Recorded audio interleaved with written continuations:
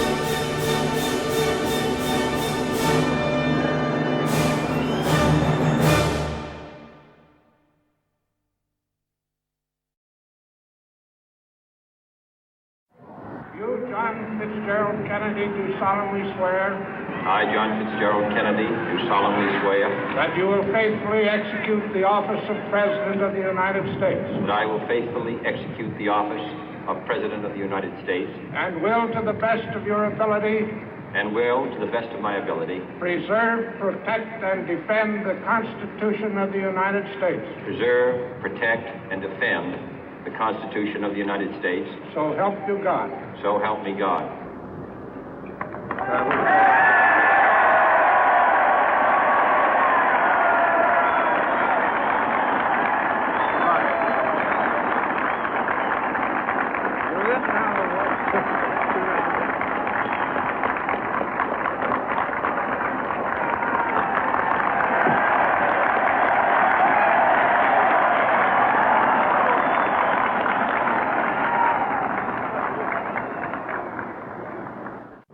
Vice President Johnson, Mr. Speaker, Mr. Chief Justice, President Eisenhower, Vice President Nixon, President Truman, Reverend clergy, fellow citizens.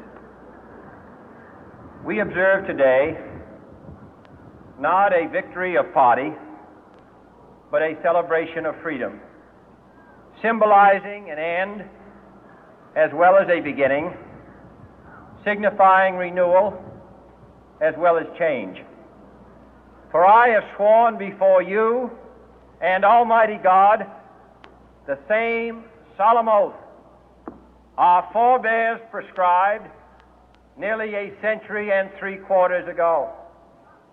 The world is very different now, for man holds in his mortal hands the power to abolish all forms of human poverty and all forms of human life. And yet the same revolutionary beliefs for which our forebears fought are still at issue around the globe. The belief that the rights of man come not from the generosity of the state, but from the hand of God.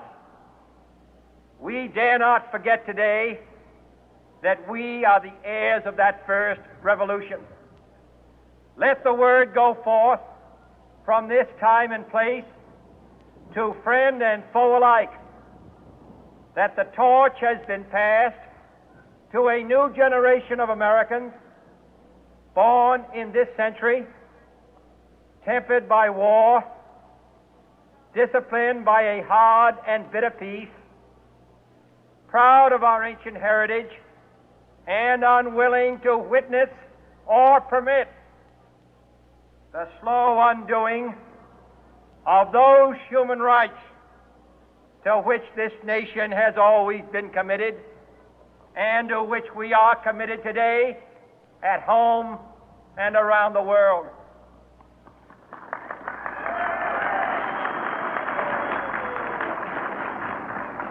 Let every nation know, whether it wishes us well or ill, that we shall pay any price, bear any burden, meet any hardship, support any friend, oppose any foe to assure the survival and the success of liberty.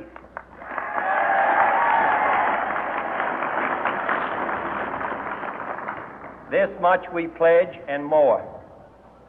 To those old allies whose cultural and spiritual origins we share, we pledge the loyalty of faithful friends. United, there is little we cannot do in a host of cooperative ventures. Divided, there is little we can do, for we dare not meet a powerful challenge at odds and split asunder.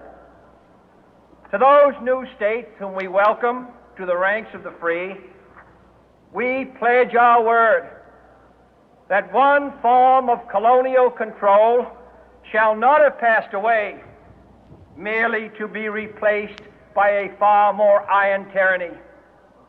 We shall not always expect to find them supporting our view, but we shall always hope to find them strongly supporting their own freedom and to remember that in the past, those who foolishly sought power by riding the back of the tiger ended up inside.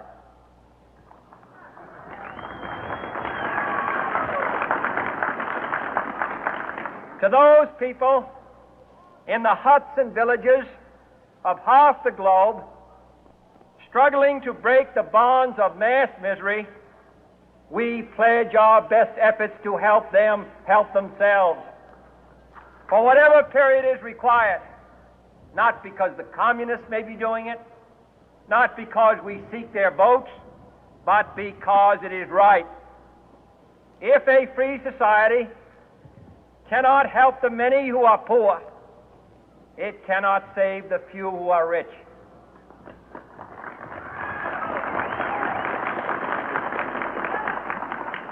To our sister republics south of our border, we offer a special pledge to convert our good words into good deeds, in a new alliance for progress, to assist free men and free governments in casting off the chains of poverty.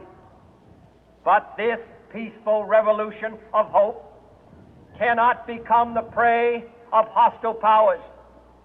Let all our neighbors know that we shall join with them to oppose aggression or subversion anywhere in the Americas. And let every other power know that this hemisphere intends to remain the master of its own house.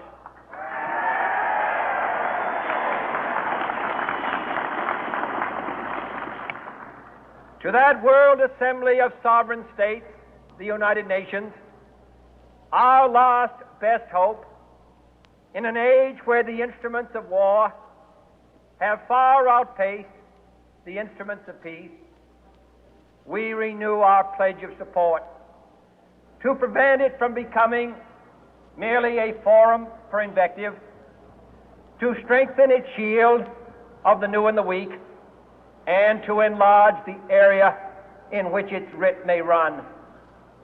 Finally, to those nations who would make themselves our adversary, we offer not a pledge, but a request that both sides begin anew the quest for peace. Before the dark powers of destruction, unleashed by science, engulf all humanity in planned or accidental self-destruction, we dare not tempt them with weakness, for only when our arms are sufficient beyond doubt can we be certain beyond doubt that they will never be employed. But neither can two great and powerful groups of nations take comfort from our present course, both sides overburdened by the cost of modern weapons, both rightly alarmed by the steady spread of the deadly atom, yet both racing to alter that uncertain balance of terror that stays the hand of mankind's final war. So let us begin anew, remembering on both sides that civility is not a sign of weakness, and sincerity is always subject to proof. Let us never negotiate out of fear, but let us never fear to negotiate.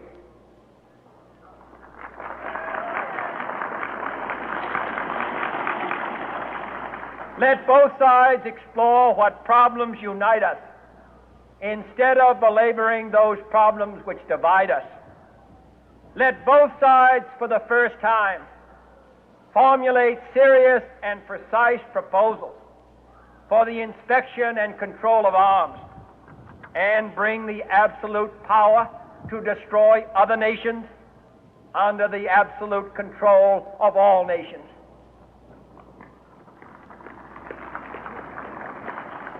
Let both sides seek to invoke the wonders of science instead of its terrors. Together, let us explore the stars, conquer the deserts, eradicate disease, tap the ocean depth, and encourage the arts and commerce. Let both sides unite to heed in all corners of the earth the command of Isaiah to undo the heavy burden and let the oppressed go free.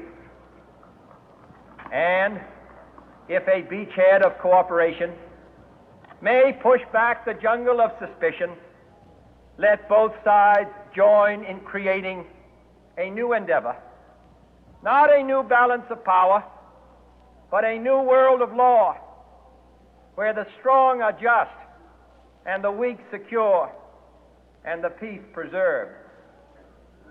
All this will not be finished in the first 100 days, nor will it be finished in the first 1,000 days, nor in the life of this administration, nor even perhaps in our lifetime on this planet.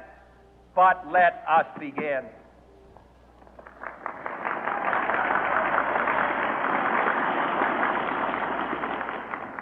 In your hands, my fellow citizens, more than mine, will rest the final success or failure of our course.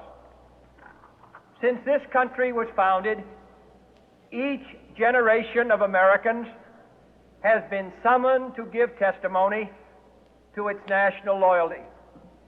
The graves of young Americans who answered the call to service surround the globe.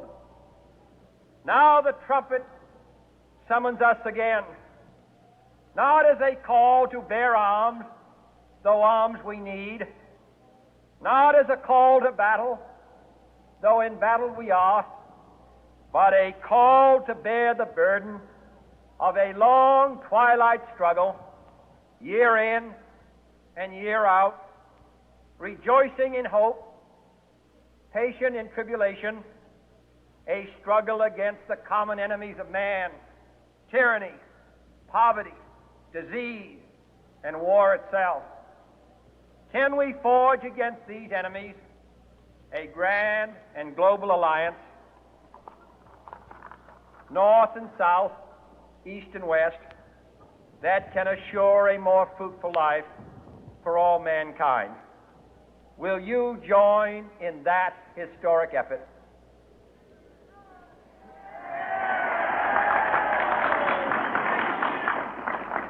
In the long history of the world, only a few generations have been granted the role of defending freedom in its hour of maximum danger.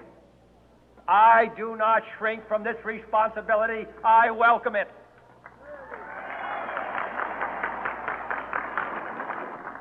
I do not believe that any of us would exchange places with any other people or any other generation. The energy, the faith, the devotion which we bring to this endeavor will light our country and all who serve it. And the glow from that fire can truly light the world. And so, my fellow Americans, ask not what your country can do for you. Ask what you can do for your country.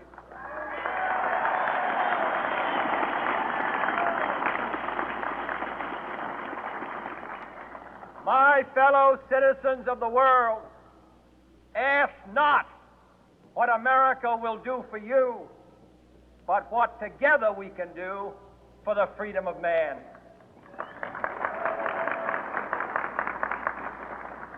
Finally, whether you are citizens of America or citizens of the world, ask of us here the same high standards of strength and sacrifice which we ask of you.